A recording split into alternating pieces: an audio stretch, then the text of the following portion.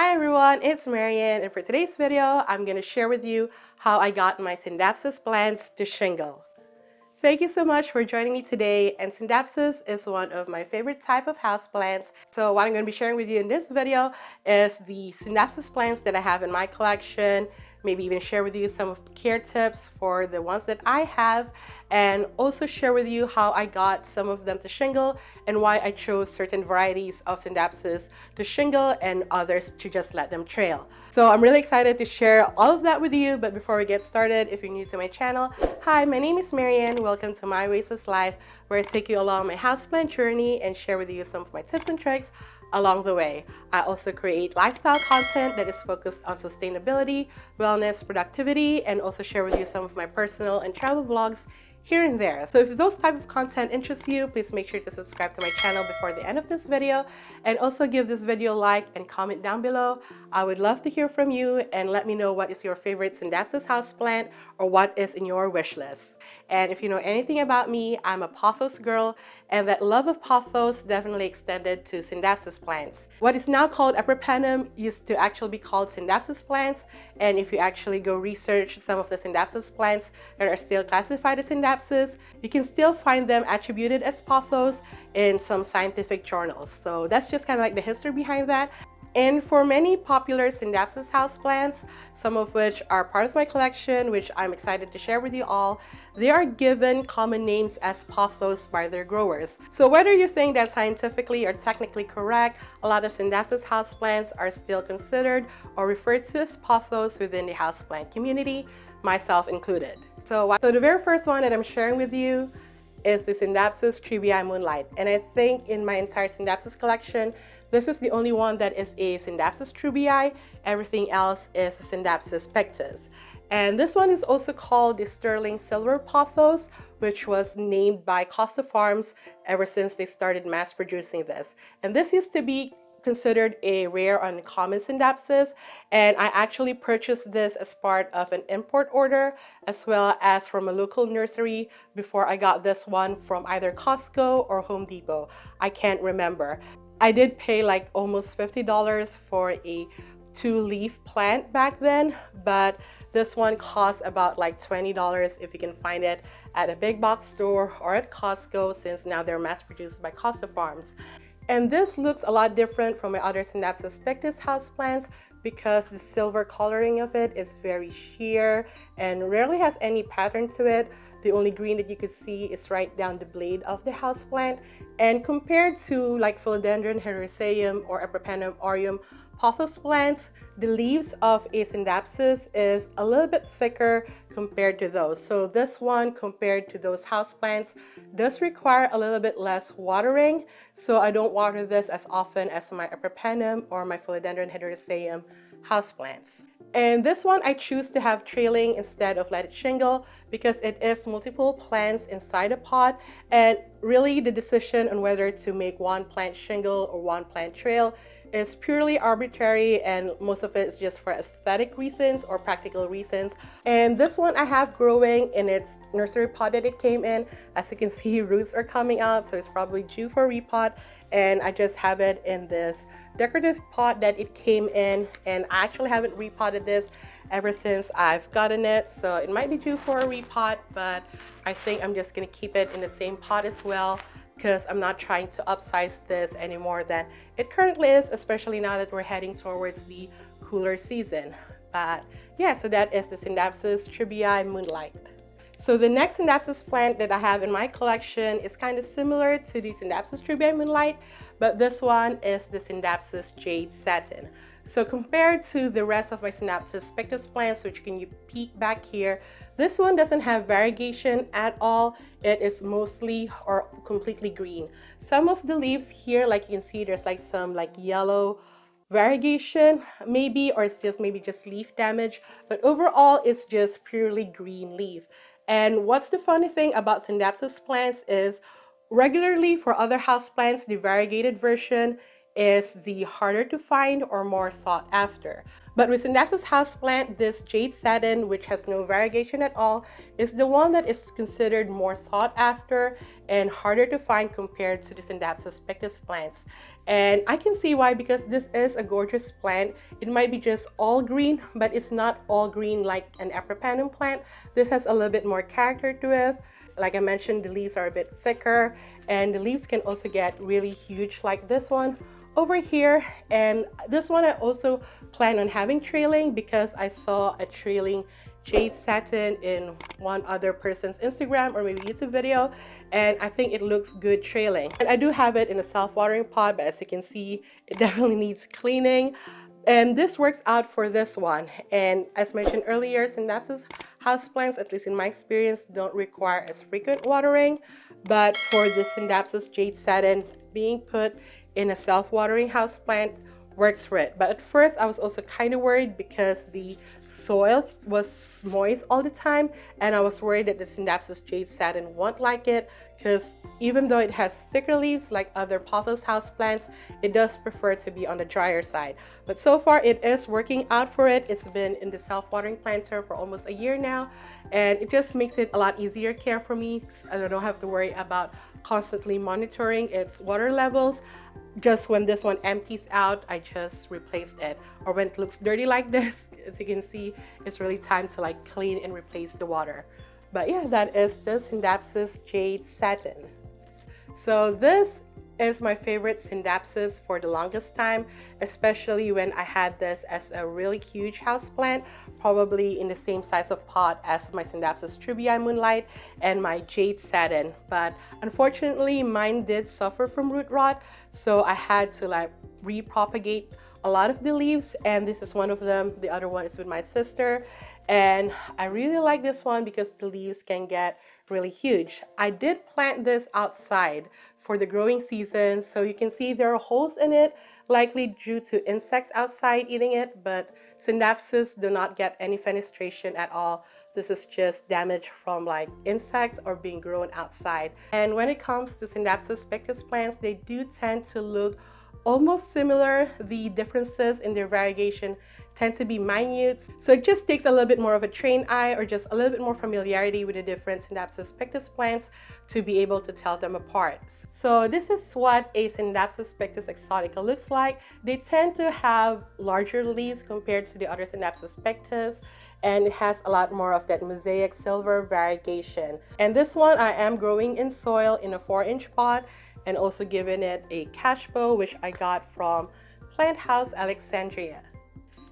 And the next one, the Scindapsus Silver Splash. So if you're new to Scindapsus, you kind of now see how tricky it can get to decipher one Scindapsus Pictus from the other. The Silver Splash, what differentiates it from the Exotica, because it can also get bigger leaves, but as you can see, the silver variegation of it is a lot more muted, a lot more faded, and it's not as widespread as the Exotica, and you can also see a lot more of the green on the leaves of a Silver Splash. So that's kind of like how you differentiate it. Let me put it side by side. So this one is the Exotica, this is the Silver Splash. So you can see the difference right there. Even though they both have large leaves, both have silver variegation, you can see how their silver variegation looks different from each other. This one I did grow from a single leaf cutting back when a Silver Splash is very much uncommon, and honestly right now it is still not as common, although I've already seen this pop up at nurseries, but not in big box stores. And this is my only one that I'm growing in leca. As you can see right here, look at that root system, and probably one of the couple plants that I'm growing in leca in general, not just with my Scindapsus houseplants. And this one, kind of like with the Jade Satin, it works in a self-watering system. This one works in a semi-hydro system. And this is the part you're probably waiting for or skipped to, which is my Scindapsus plants that I got to shingle, and I'm going to show you how I got them to shingle. So the very first one that I got to shingle is my Scindapsus Silvery Ann. And this one is often confused with the Scindapsus Pictus argyrius, which is, I think, the most common Scindapsus that can be found in most big box stores or nurseries. And unfortunately, I don't have that one. I tried growing that plant about 3 times now, and it just doesn't work out for me. So I kind of like stopped growing them, especially since I have the Silvery Ann, which looks very similar to it. But what differentiates the Silvery Ann is kind of like with Exotica versus the Silver Splash. The silver part of the Silvery Ann is just a lot more prominent, but it also has like the same size of smaller leaves of the Argerias. So this one started out as a trailing plant actually, but I just started to lack space for it. And what I did is I started to put it in the moss bowl. So a lot of the growth down here is not actually shingling. It's just me wrapping around the vines, around the pole, and it's only on this top part where it started to shingle. And honestly, it is just starting to shingle compared to the next two that I'm going to show you that is really shingled from the very start. So as you can see, the basic answer to get a Scindapsus plant to shingle is to give it something to climb on. And with this one, I gave it a moss bowl to climb on. But honestly, in the past, I've tried many different ways to get a Scindapsus plants to shingle. This is not the first time I attempted making it shingle on a pole, whether a moss bowl or a plank. I even tried to get it to shingle on my wall. I was never successful in doing it. But I think the main trick to make a Scindapsus plant shingle is give it a pole from the very start. So this one is my Scindapsus Silver Lady. I got this as a 3-leaf cutting off a trade. And with this one as well, the moment it started to root and grow a couple of leaves, before it even started to trail or grow more leaves, I already gave it a moss bowl. Granted, I didn't automatically start with this one. I started with a much smaller one, but it already had a moss bowl the moment it was fully propagated and became an established houseplant. So I think that's the trick to it. You have to give it something to climb on right away. If you start off with a trailing houseplant, it's a lot trickier to kind of retrain your houseplant to think that, oh, it has now something to climb on. So I think it's easier to get your Scindapsus plant to be accustomed to shingle right away than have it start off as a trailing plant and make it like shift its thinking or method of growing from trailing to a shingling houseplant. And with this one, as you can see, it's very much attached to the moss bowl. It is in a bendable moss bowl. If you're interested in this moss bowl, I have it linked in my Amazon store, which is linked down below. So when this one fully reaches the top, I just have to like extend this one. But yeah, so you can see the Silver Lady, this is what it looks like. So I think what differentiates the Silver Lady compared to the other Scindapsus Pictus with silver variegation is that the silver has more defined borders compared to the other ones that tend to be mosaic-y or just kind of like blend into the green. And this one also has some of the green picking out in the middle, but not quite a lot. And it's not always like often a defined straight line. So that's how we kind of like differentiate a Silver Lady from a Silver Splash Exotica. But as you can see with this too, is a little bit harder. And from a Silvery Ann, which I think this one is a lot easier to differentiate the two. And a second trick to make your Scindapsus plant shingle is to only have 1 or 2 plants inside the pot. And as I mentioned at the beginning of this video, the Scindapsus Treubii Moonlight, I decided not to give it a moss bowl because it had multiple plants inside the pot. And with the Scindapsus Silver Hero, I got this from a failed import order and I actually had to grow this out of a node. So for this to look like now is nothing short of a miracle. But once this started producing leaves, like with the Silver Lady, I started giving it something to climb on. At first, I gave it a short bamboo plank, and then now I gave it a moss bowl. I did find that giving it a moss bowl is more effective than letting it grow in a plank. Some people have better luck getting their Scindapsus plants to shingle on a plank. For me, it just didn't work as well as giving it a cocoa coir pole or a moss bowl to climb on, because this one did really attach to the moss bowl itself or the cocoa coir pole itself. With the bamboo, I kind of like have to always give it a support with a Velcro tape. With this one, it still has the Velcro tape, but if I take it out like this, it's still completely attached to the moss bowl. It's not like flopping down. So aside from not overcluttering your pot with too many plants and giving it a moss bowl to climb on, other important things that you need to do to get your Scindapsus plant to shingle is 1, make sure they get enough light.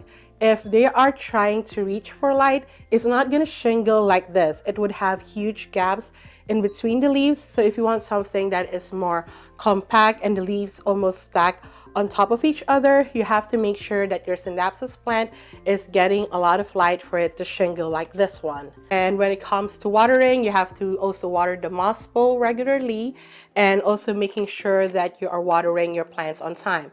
So Scindapsus plants, as mentioned, like Pothos plants, would love to err on the side of being dry compared to being constantly wet, but you also don't want them to get desperate for water. So you need to water them on time. Once the soil is dry, make sure you're watering them right away. And Scindapsus plants are not high feeders, they're low feeder house plants, so it's not as important as the other things that I mentioned, but they would definitely benefit from receiving a little bit more nutrients to help them grow and shingle like this one. Those are the Scindapsus plants in my collection, how I care for them, how I got them to shingle. If you have any questions, let me know down in the comments. And if you also have additional tips and tricks when it comes to the Scindapsus plants, also share them down in the comments. I'm pretty sure our plant community would love to know. And thank you so much for watching. If you like this video, please give me a thumbs up. If you're new here, please do subscribe. I come up with videos every week. And if you're feeling extra generous and want to give me additional support, please do consider sending me super thanks. The button is down below, and any super thanks you send me will go back to this channel to help me create more and better videos for you all. And if you haven't yet, check out these videos up here until my next one. But until then, I see you, I appreciate you, take care of yourself and each other, and have a plentiful day. Bye!